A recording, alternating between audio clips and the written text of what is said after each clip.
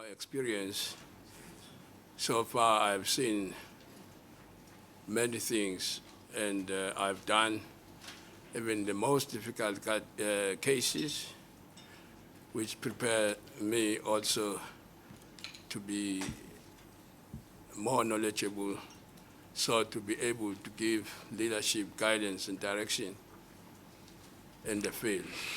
Well, let me put it slightly in a different way. Judge Kianda has acted as judge president. The next candidate has also been given the opportunity to act as deputy judge president. You've never acted in a leadership position, is that correct? I acted, but not with the title. No, I meant with a title. Yes. They acted with a title, you haven't. No, I haven't. Okay. Now, what do you see as your role as Deputy Judge President, and what challenges are you going to have to grapple with, and how? Well, the first challenge is to help to make the justice system, the court system, easily and equally accessible to all the people, which is still a challenge at the moment, and to make it equally protecting and benefiting all the citizens, which is also a challenge, to make it user-friendly, understandable, and responsive to the needs of all its users. That's the first thing I have in mind, with the background of experiences in this regard. So this can be addressed in the first place by providing a simple process for the resolution of disputes. Because by so doing, a number of intransigencies and problems are eliminated. And when it comes to it being more accessible, you find some people, due to poverty, lack of education, ignorance, they are not aware of their rights and the remedies for their breach. So there should be a program which will serve to educate, I think, the public at large about their rights and the remedies, which is a problem. And the other problem is the provision of legal services, where you find the person who does not have the legal knowledge coming to court without being represented. That is a problem more affecting particularly the majority of the population in this province. And that should be sorted out so to create an access to justice for all the people. And the user-friendly, you have abused victims. So there must be some kind of assistance to those people. There are different people in that category. You find that abused children, abused women,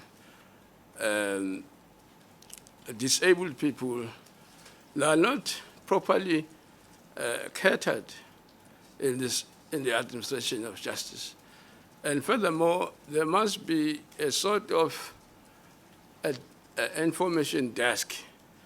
That desk should be staffed with people who can communicate effectively with the majority of the people using the court.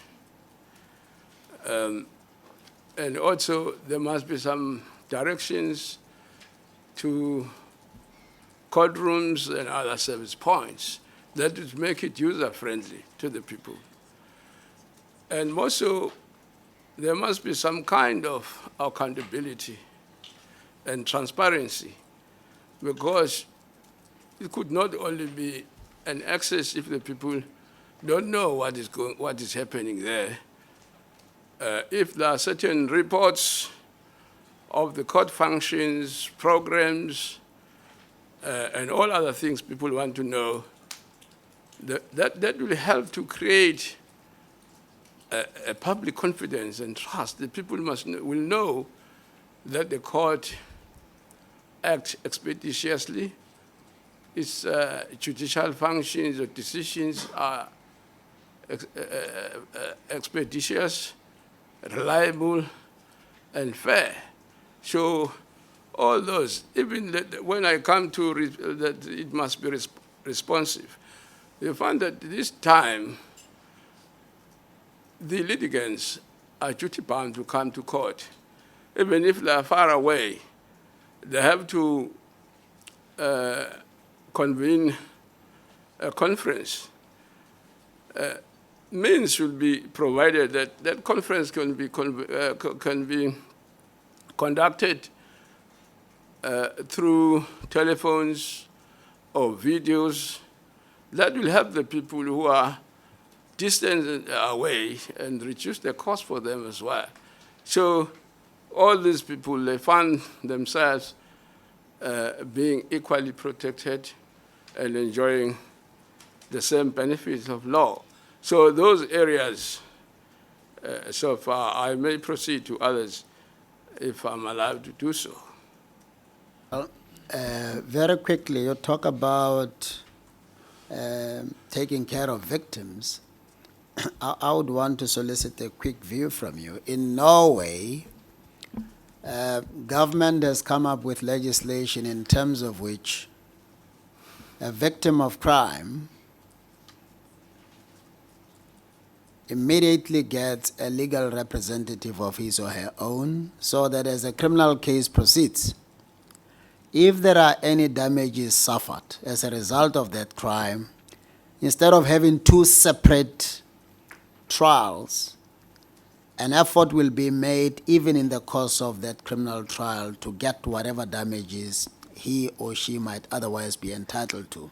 Say things were stolen from him or her, or there are damages suffered as a result of rape or assault or whatever else. What are your quick views on that kind of an approach? Can it work in South Africa? Well, it can work, even by adding some people who are knowledgeable in certain areas. Not just like, in that case, some psychologists or other people will be able to advise these people who are involved. So some of these people, they have their first encounter in court. So with that kind of assistance, they will be able to see that the justice is for all the people, not for those who can afford to do so. Yes. Now, accountability. Do you think accountability is an enemy of judicial independence? If not, why? Well, accountability, in my submission, is not an enemy, but is a friend, in this sense that the judiciary has to be transparent. People must know what is really happening. If they know that what is really happening, that promotes a better perception of the public about the judiciary. And that increases also access to courts, because the people will have the trust. So if it is just closed and the users not know what is happening, then there will be a problem. And that's why I say in that respect, it is a friend. Because if You can't dispense justice without accountability, so that everybody must know what we are doing and why we are doing that.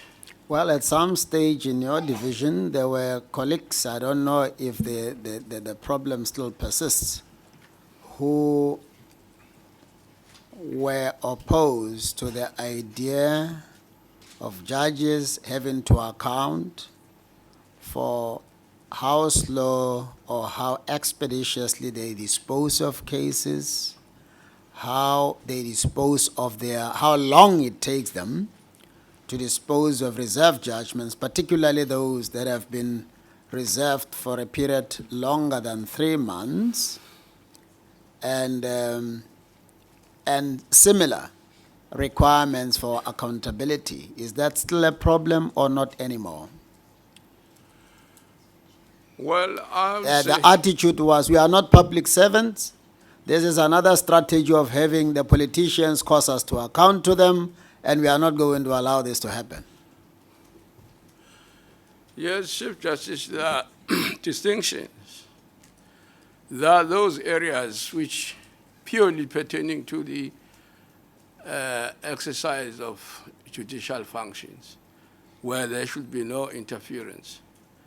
But in this case, a judge presiding in a matter must be able to know that the people, they want the outcome as soon as possible, because there's a reason for them bringing this case to here. So to say within 3 months the judgment should be issued is to make justice more accessible and expeditious. If you as a judge failing to meet that, there's a problem, unless you have problems which we have to discuss with the JP or whoever in leadership and say, this is a problem. And the other thing, to put a finger on that, there's a register, a register in court recording all the events, whether the cases were finalized and what happened and so on. And that will enable whoever in the management to see what progress has been made in each particular case. Yeah. So if you exceed 3 months, there must be good reason for so doing, and that judge needs to be assisted, because if you're refusing, you must remember that it's accountable, yes, to the society as a whole, and also that will be seen as if they are acting with impunity. So they have to show there's some kind of commitment, yes, and dedication. So in a nutshell, as a judge, you can't keep a judgment reserved for 3 years, and some have kept it reserved for much longer, number of years, 6 years even. And when you are asked to account, you say, I'm independent. No, you can't do that. That's your answer. That's irresponsibility, because that is a denial of justice. Yes. JP? Thank you, Chief Justice. Moving on from that, or taking that point further, it has in the past created some tension by holding judges accountable in terms of the norms and standards. How would you, as a senior judge or the deputy judge president, handle that tension which does arise with some judges in the implementation of the norms and standards, and the judge who then resorts to the call of judicial independence? JP, the first thing I'll do is to sit down with those judges, with the affected judges, and explain the importance of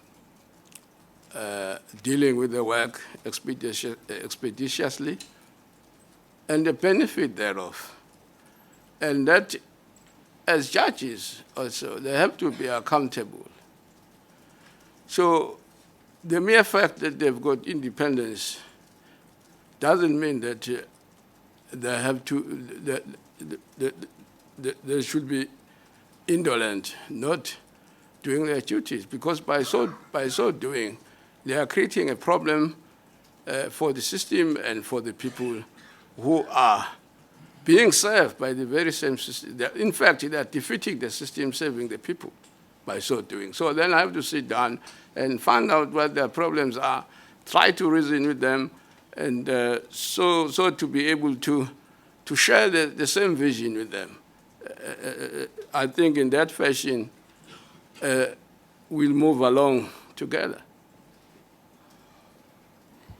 The next question deals with what is now common knowledge, that in the KwaZulu-Natal High Court, we do have certain infrastructure problems, certain problems or as far as human resources are concerned, and it does get in the way of delivering justice. We, of course, can't simply sit back and fold our arms and say, well, it is there, what can we do? What I would like to know from you, given these challenges, how can we still, in the face of it, still deliver justice to the people of KwaZulu-Natal? Well, faced with such problems, we have to devise means to overcome those problems without additional resources.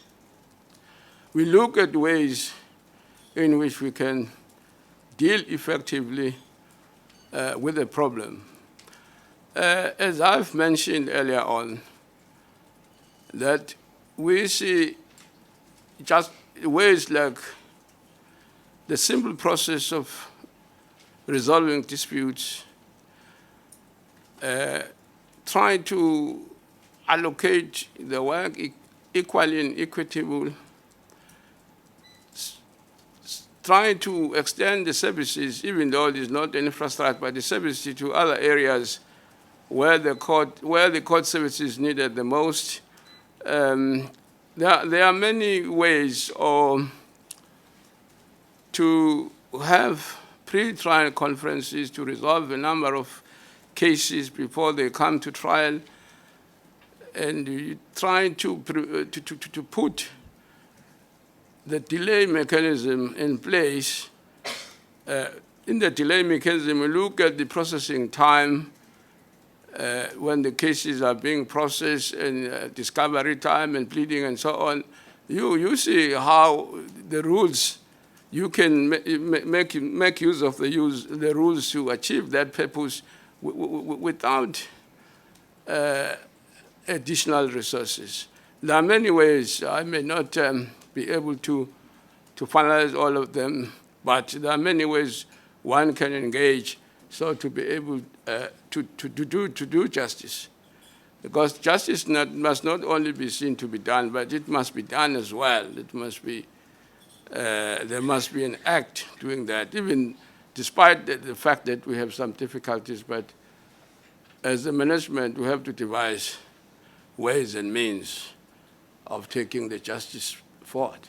And Judge Madondo, where possible, just be direct and answer the question directly where possible, so that if more elaboration is required, there can be an indication from the one putting a question to you. I know some questions require an elaborate answer, but at times you can just be direct. Thank you. Thank you. JP? You say there are many ways. Give us 3 ways that it can be done.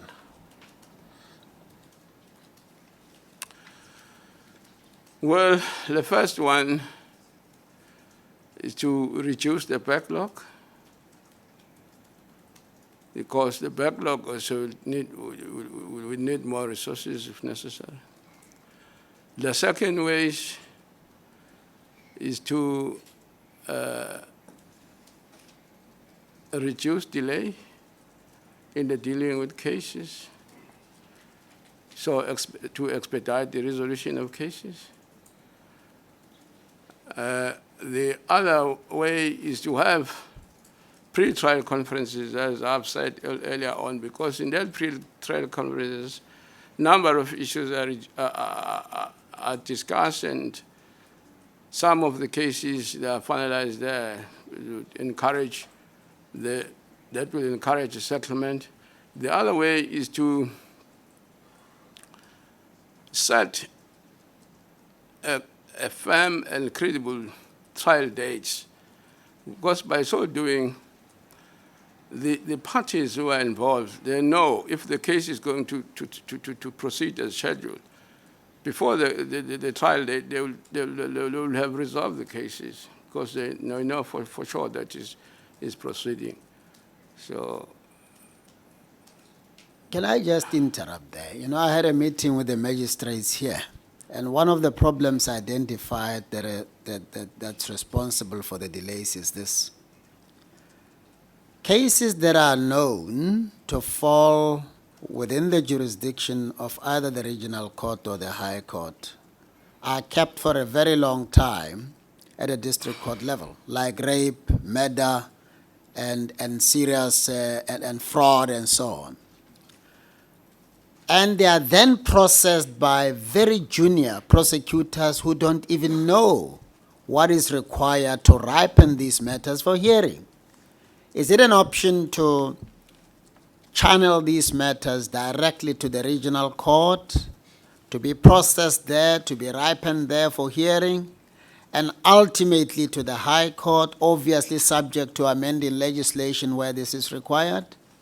What thoughts do you have there? I know you may not have thought about it. Yes, Chief Justice. Well, I've seen those things. Let me start from the High Court side. You find that there are cases which are supposed to be at the magistrate court or the regional court. Let's say in the civil. Find people claiming 300 rand or so in the High Court. Those cases from initiation, they should be sifted and referred to the appropriate forum. Likewise, in the regional court, all those cases, they see that this High Court material, they should be channeled to the High Court as soon as possible, but not to take all the cases to the High Court, even the cases which are triable in the jurisdiction of the regional court. That will help a lot, because as far as civil matters are concerned, we can also have some penalties in the sense that even a person wins the case in the High Court, but be given the magistrate court costs if the case falls within the magistrate jurisdiction. JP? Thank you, Chief Justice. Two last aspects that I'd like to deal with. One, as a Deputy Judge President, you will be one of the senior judges in the division. And do you believe it is a requirement of those who are senior in the division to act as mentors for the junior judges? And if you agree, how would you go about doing that? Yes, that is essential and necessary in my submission. There we stand with acting judges, that these acting judges should be allocated to sit with senior judges. So the senior judges to give a backup support with that. Even the junior judges on the bench will have to promote an open and frequent communication, exchange of ideas, and sharing of information with a view to keeping everyone informed and having a feeling of understanding and inclusion. So in that fashion, we're able to pull together with all other persons, because we'll know if some people have got some problems, we know where to help if there's an open communication and exchange of ideas. That should be encouraged.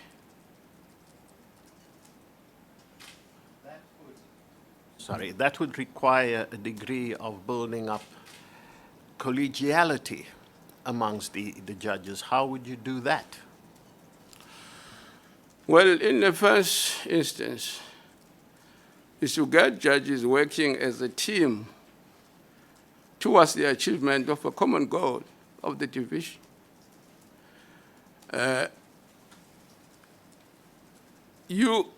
should be developed in the first instance by adopting all-inclusive and consultative approach and the taking of the views of all the colleagues. So in that fashion, they'll form part of the decision-making process and solution to the problems, because they will know. If you take all the views, all the opinions and the viewpoints, everybody, that will create a sphere where everybody will feel that, the sphere of some equality, because everybody will feel that his or her thoughts are valued. That will have to create a conducive atmosphere for the team spirit to thrive. And we create and strengthen the interpersonal bonds and cultivate a sense of cooperation. One last aspect which you had raised in one of your answers, the equitable distribution of work. How would you go about achieving that? Well, the first way of dealing with this, at the initiation where the cases are filed, you see the complex cases, then you look at the case and the experience of the judge can deal with that and understanding of that. You allocate that first to certain judges some time ago so that they'll prepare themselves. And with the rest, you know what the number of judges is, and who are the judges you have. When you allocate cases, I have done it at the time when I was acting as a senior civil judge. Then you talk to them that I ask you to do this, and in that case, can you do it? Another one is do it is available. And you know who has got a heavy load, then you remove the heavy load to other people, and always there must be a backup judge. If there are so much problems engulfing all other judges, there must be a backup judge who will see to it that the work is done properly and everybody has an equal share. Because at times you find that some people have got light load and others, they are burdened throughout. That creates a disgruntlement and problems. Thank you, Judge Madondo. Thank you, Chief Justice. Thank you. Premier? Thank you very much. In the years that you've been a judge, there possibly have arisen situations where there have been a vacancy in the post of judge president of the division.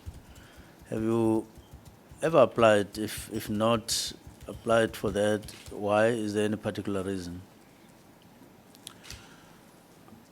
Well, I applied initially for the JP position. And afterwards, I applied for the TJP position. It was only, last year or so, when the vacancy of the JP became available or arose, then I did not apply in that one. And I don't know whether the Premier want to know the reason for applying or not applying. For not applying? Well, in the last instance, it was my feeling and opinion of many of us who view things like me, that in order to create a unity in the bench, we have to allow the judge who's presently the JP to proceed to the JP, because we were happy and we were satisfied that he's going to be equal to the task. So it was that reason that I did not oppose, because I was supporting the view that he must take over. So how important is unity of the judges in the division with regard to, in particular, achieving highest effectiveness in the judiciary? Well, Just judging from what you're saying. unity is foundational to collegiality and team spirit, because you can't have a team spirit if there's no unity at all. And the division must have some objectives and expectations to achieve. So if you don't have that unity, it's very difficult, because you are going to have cliques. If you have cliques, then we are doomed to fail. That is the importance of unity. What are the most urgent measures that are required, as we speak, measures that are required in the division to really get closer to the ideal situation in terms of efficiencies there? Or two or three of those very urgent, now. With regard to the performance of the judges, In the division, yeah. well, the first thing, as I've said, is the unity. Second thing is the team spirit. The third thing are the objectives and expectations which we will want to meet. Because if we don't work along those things, then all the people must know, why do we need this? And what benefit will it derive out of it? And in that sense, they can apply themselves assiduously. As it is now, the level of unity in my submission is not that satisfactory to the extent of saying, really, we have that spirit. And that spirit is necessary to achieve a common goal for the division. Those are the things which needs a prime attention. What would be what's your view about the imbalance on gender in the division at the moment, and how would you change the situation for the better?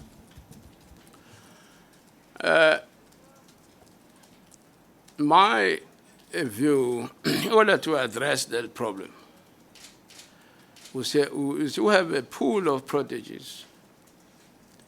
Let's say the pool of people who have been identified, and those people will be exposed to the demands of justice, and they are appointed and have people mentoring them.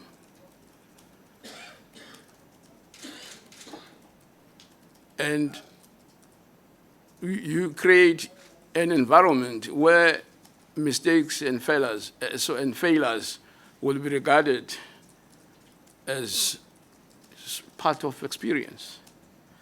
There will be an open and frequent communication, exchange of ideas, and sharing of information to ensure that these people are well informed. So in that pool, there will be you target people so that there should be some kind of diversity in the pool, addressing all demographics of the population. And the other problem when it comes to the blacks or Africans in particular, you find that they don't have sustainable practices, where I think also the government should also assist by instructing and briefing the black legal practitioners, or trying to appeal to the private sector to also to help, because otherwise we'll have that kind of problems, because some people are leaving practices due to the problems they're experiencing in getting legal work, so to keep themselves there. So in order to ensure that the judiciary is reflective of all demographics, those are measures to be taken. Thank you, Chief Justice. Thank you, Premier. Commissioner Singh. Thank you very much indeed, Chief Justice. 3 questions. Good morning, Judge Madondo. Good morning. You and I had the pleasure of being senators in the first Senate of the Republic of South Africa in 1996, 1997, and then serving in the KwaZulu-Natal legislature for a few years after that. At that time, you were appointed by the ANC. Now, I note that you have published a book recently, and I'm asking this question in that context. Msinga History and its Political Landscape. It's on page 6, published in 2015. I would like to know has your political affiliation in any way impacted on your role as a judge, given that this book has just been recently published in 2015? No, it has not. And that is evident also in the province. That the book is published in 2015, it doesn't mean that it's only written recently. That has been compiled over the years. There's only time to get to get it published, as the people also demand that we should have something, the history of the Msinga area. That is that. Thank you for that. I'm looking at your particulars of employment since leaving school on pages 2, 3, and 4. And nothing jumps out to me there that you've had administrative experience. And the role of a DJP requires a lot of administrative work that needs to be done. Is that your strength, or how will you be able to overcome the lack of administrative experience that I note from your employment history? Well, I have been serving in various organizations where I was in the leading position. There I gained a lot of experience. In most part of almost half of my life was spent on that. And here, when it comes to this post, in the first instance, before becoming a judge, I was also serving in the in the industrial court and CMA, and here also I also serve as a practice as an advocate, and now as a judge, I know the problems, I know things which I think should be done, and also I will not be working alone. There are also colleagues who are well versed in other aspects. Then we bring those colleagues together and we work as a team. It's not a one-man show. Thank you. And my last question, through you, Chief Justice, relates to 2 judgments, which I'm very interested in. On page 8, one is where you disagreed with 2 other colleagues. And I'd just like to know your thinking on that, where you disagreed with the majority's conclusion in S versus Mbata that the cultivation of a single plant or a few dacha plants per se constitutes dealing in dacha. So that's the one case I'm interested to know your thinking there. And the second one is the appeal that was successful in Savoy and others versus the National Director of Public Prosecutions and another. And I'm asking that second part because the Savoy matter has been hanging for a long time now in KwaZulu-Natal.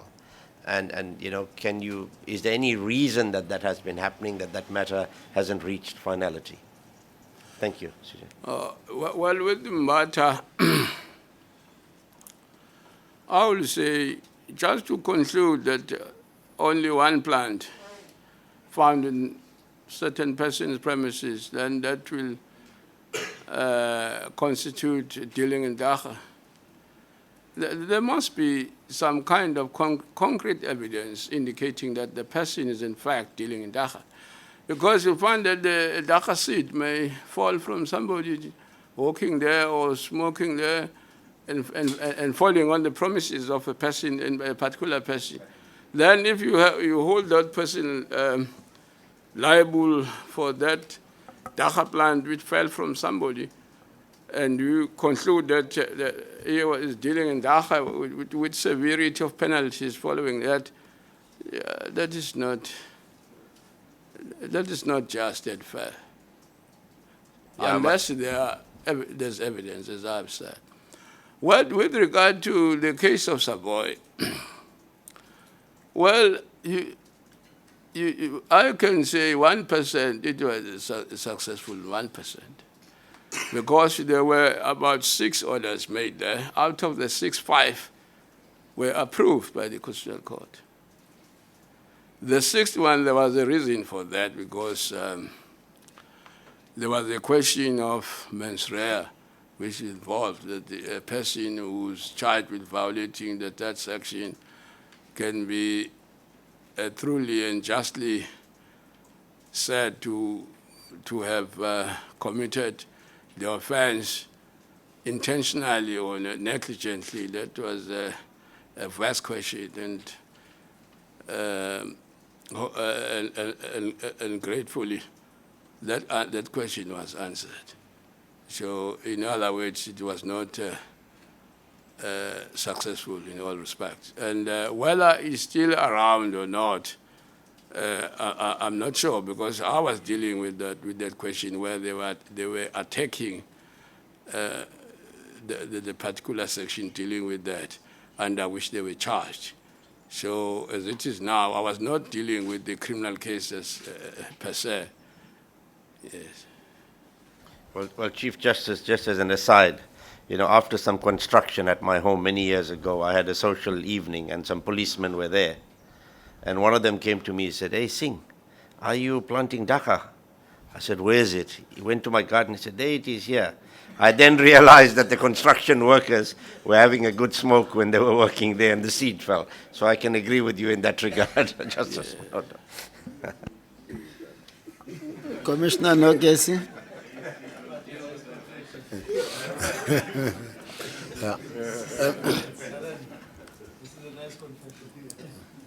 Thank you, Chief Justice.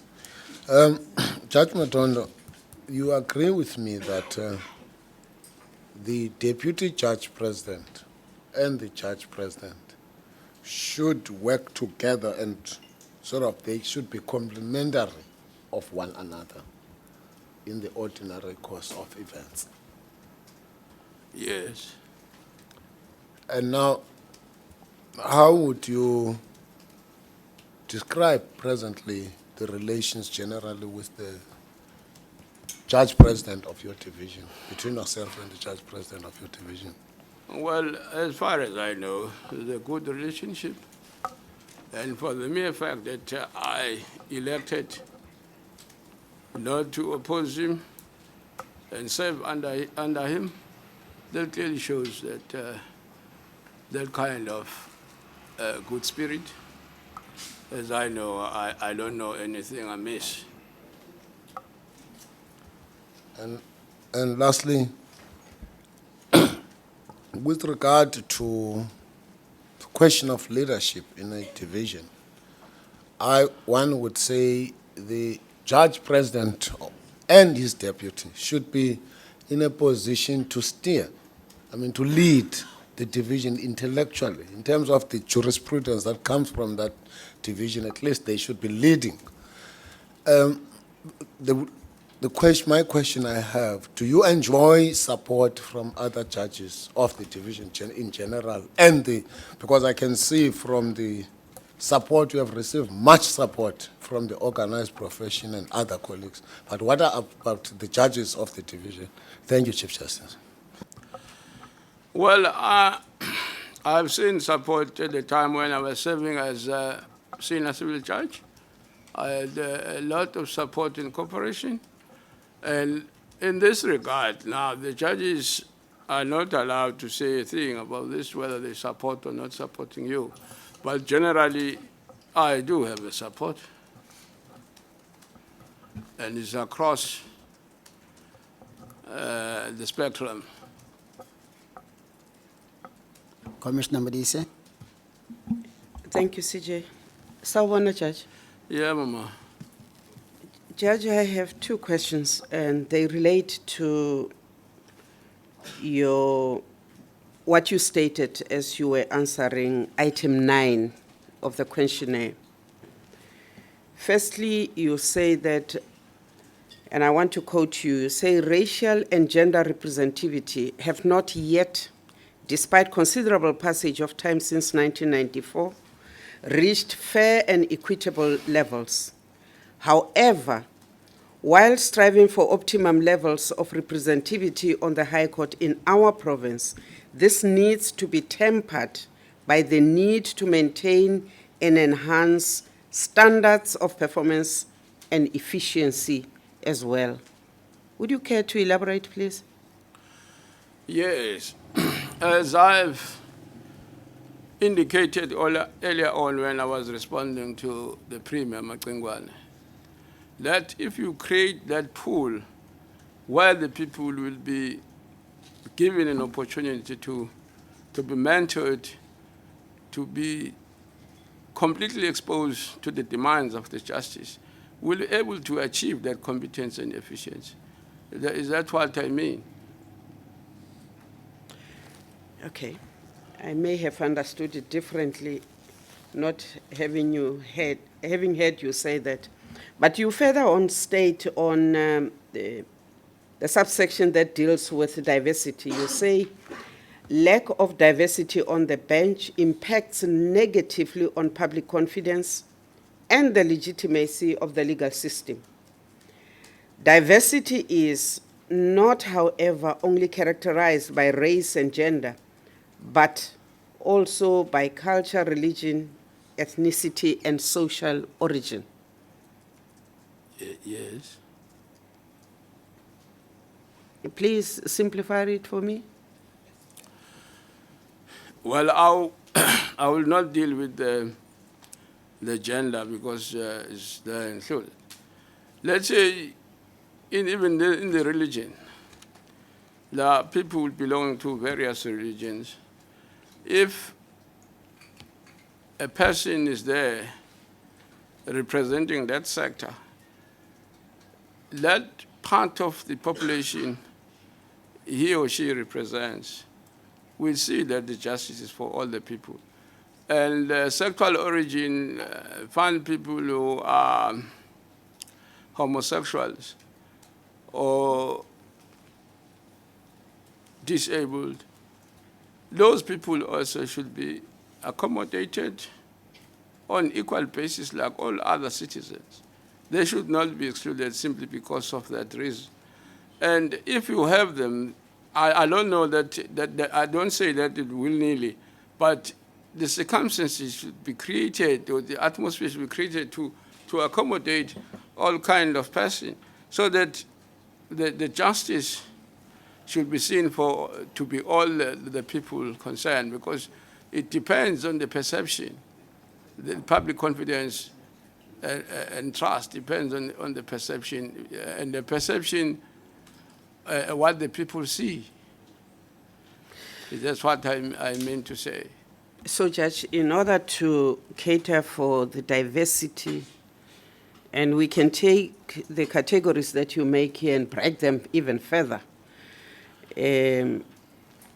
If I go back to your first response, it means every time we meet up a challenge, in order to ensure that standards of performance and competence are catered for, we must then find these categories within your definition of, or your elaboration of diversity. We must then find and mentor and train these people to the levels.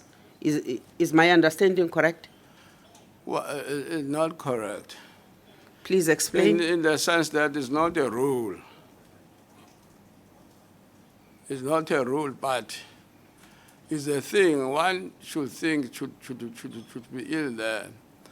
And the other thing, you look at the potential, the suitability and the potential of a particular candidate, and that's been included. If those categories are not available, is not cast on stone that at all times there must be that. But we must strive to open up to other categories as well. That's what I'm saying. And lastly, CJ, if these categories, diversity, which includes race and gender, if they are not there and you say that the lack of diversity impacts negatively on the public and the legitimacy of the legal system, you are actually saying we have a big problem as South Africa because of the lack of diversity. That is the simplest understanding I have with what you are saying. And therefore, you, as DJP, you probably have been thinking of how you can ensure that legitimacy and the lack of confidence in the legal systems and the justice system is improved, surely. Yes. Ke a leboga. Go leboga rona. Professor Ntlema. Thank you, CJ. Good morning, Judge Madondo. Good morning. Yes. In your experience as a judge, do you have any experience where your court order has not been implemented by one of the branches? And if not, as a DJP, how would you respond to that in ensuring the credibility of your office if we do appoint you? Well, firstly, I haven't had such an experience so far.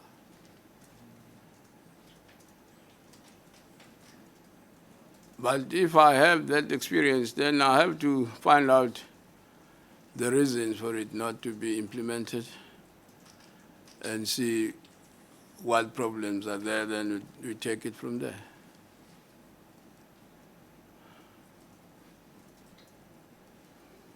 The second question is, earlier on you made so much emphasis on the unity in the division. Should we be very concerned about the division working in silos currently? Well, not necessarily very concerned, but it's one of the essentialities that if you want to achieve, you must be united. You must work as a team. Because as you are there, we have a goal to achieve, to dispense justice equally to all the people. So, and have justice accessible to all the people. So in order to achieve that goal, you must move as a team. So if we are not moving as a team, then there's a problem. That's where unity comes in as a foundation to that kind of activity. But this one is not a question, but please look at the case of Williams versus Minister in paragraph 40 and 41. Let's leave it there. No, you can look at it at your spare time. The commissioner doesn't want you to look at it now. Commissioner Schmidt? Thank you, Chief Justice. Judge, at previous JSC hearings, mention was made of the practice in certain divisions that a list is provided by the judge on a weekly or a monthly basis to the judge president. Does that practice exist in KwaZulu-Natal? Well, I don't get the question in the first place. In certain divisions, lists are provided by judges who, after the week or at the month end, Is it of reserve judgment? reserve judgments. Yes. Yes, certain. Reserve judgments. A list is provided to the JP by the judge of those outstanding judgments. Are you aware of such a practice? Yes, I'm aware. Is that practice implemented in KwaZulu-Natal?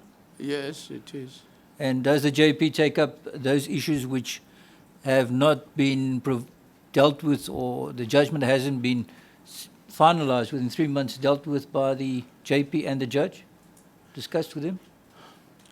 Well, I may not be in a position to know what the JP does with those judgments. And Because, lastly, in terms of your experience and understanding, what are the most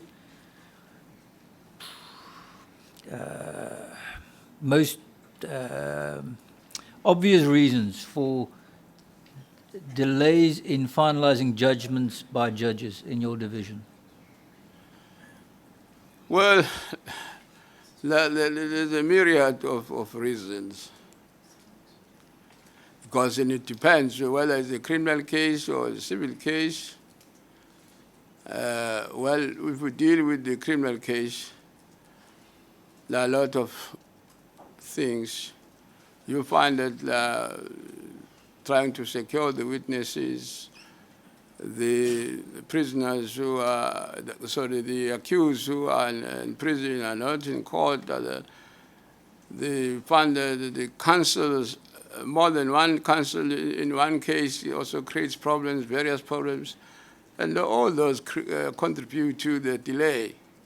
And when it comes to the civil one, you find that the parties are engaged in negotiation settlements, or the matter is adjourned for a particular time, or adjourned in a year, and they take their time to bring the matter back to court. That's why we have to intervene early and take control of the litigation process.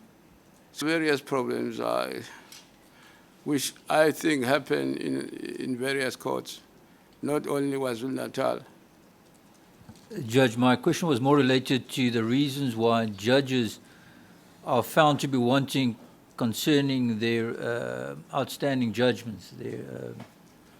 Well, the outstanding judgments, at times you find that the judges are burdened with a lot of work.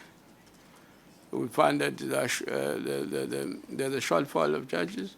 So they've got a lot of work that continuously. One has to create time to do that. But why would a judge take a year or 2 years to write the judgment? What could be the cause of that? Or even 5 years? What could be the reason for that?